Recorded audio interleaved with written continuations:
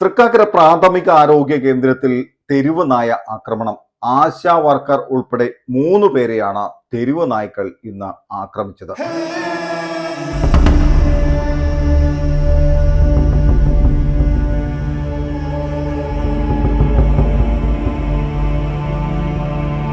പ്രാഥമിക ആരോഗ്യ കേന്ദ്രത്തിലേക്ക് രാവിലെ എത്തിയ ആശാ വർക്കർ ടൂ വീലറിൽ നിന്ന് ഇറങ്ങുമ്പോഴാണ് നായയുടെ അപ്രതീക്ഷിതമായിട്ടുള്ള ആക്രമണം. അതിനുശേഷം ഇവിടെ ചികിത്സക്കായി എത്തിയവരെ ആക്രമിച്ചു. നമുക്ക് കാണാം ഈ ഒരു പ്രാഥമിക ആരോഗ്യ കേന്ദ്രത്തിന്റെ മുന്നിൽ ഒരുപാട് ആളുകൾ കസേരയിൽ ഇതുപോലെ ഇഞ്ചക്ഷനും എടുക്കുന്നതിന്, കുട്ടികൾക്ക് ഇഞ്ചക്ഷൻ എടുക്കുന്നതുമായി ബന്ധപ്പെട്ട് മറ്റു ചികിത്സയ്ക്കായി എത്തിയിട്ടുള്ള ആളുകളെ നമുക്ക് കാണാം.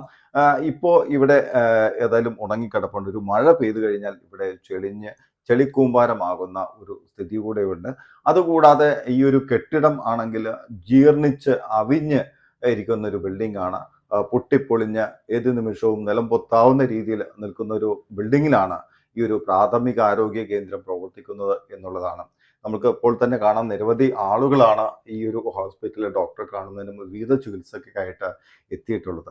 തീർച്ചയായും സാധാരണക്കാർ എത്തിപ്പെടുന്ന ഇതുപോലെയുള്ള പ്രാഥമിക ആരോഗ്യ കേന്ദ്രത്തിൽ സുരക്ഷാ കാര്യങ്ങളൊക്കെ വളരെ കൃത്യമായി നോക്കേണ്ടതുണ്ട്. അതുകൂടാതെ ഇതുപോലെയുള്ള ചോർച്ചയും അതുപോലെ സീലിംഗ് ഇടിഞ്ഞു വീഴാറാകുന്ന രീതിയിലൊക്കെ നിൽക്കുന്നത് നമുക്ക് കാണാം. ഇപ്പോൾ തന്നെ കാണാം, ഈ ഒരു സീലിംഗ് പൊട്ടി നിൽക്കുന്നത് നമുക്ക് കാണാം. ഇതെല്ലാം ഇടിഞ്ഞു വരുന്ന രീതിയിലാണ് നിൽക്കുന്നത്.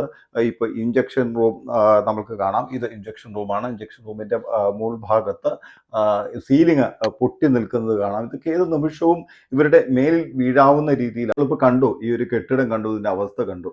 ഇതുപോലെ ഡോക്ടർ പല ടെസ്റ്റുകളൊക്കെ എഴുതി കൊടുക്കുന്ന ഒരു സ്ഥിതിയുണ്ട്. അപ്പോൾ അങ്ങനെയുള്ള സമയങ്ങളിലൊക്കെ ഇവിടെ ഒരു ടെസ്റ്റിംഗ് ലാബ് പോലും സ്ഥാപിക്കാൻ പറ്റാത്ത ഒരു സാഹചര്യമാണ്.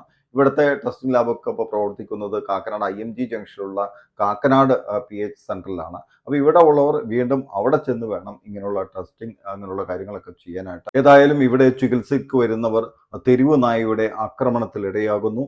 അതുകൂടാതെ ഈ ശുചിത്വമില്ലാത്ത പരിസരവും അങ്ങനെ കെട്ടിടം ഇടിഞ്ഞു വീഴാതായിരിക്കുന്ന ഈ ഒരു കെട്ടിടം അങ്ങനെയുള്ള സ്ഥലങ്ങളിലാണ് ഇപ്പം ഈ സാധാരണക്കാർ ചികിത്സ തേടിയെത്തുന്നത്. ഇത് അടിയന്തരമായും തൃക്കാക്കര നഗരസഭ ഈ ഒരു ശോചനീയാവസ്ഥ, ഈ ദുരവസ്ഥ, തെരുവു നായ്ക്കളുടെ ആക്രമണം ഇതെല്ലാം അവസാനിപ്പിച്ച് കൃത്യമായിട്ടുള്ള സേവനം ജനങ്ങളിൽ എത്തിക്കാൻ തൃക്കാക്കര നഗരസഭയുടെ ബന്ധപ്പെട്ട അധികാരികൾ ശ്രമിക്കണം. ഞാൻ പ്രദീപ്, ന്യൂ ഇന്ത്യ, നന്മ 24.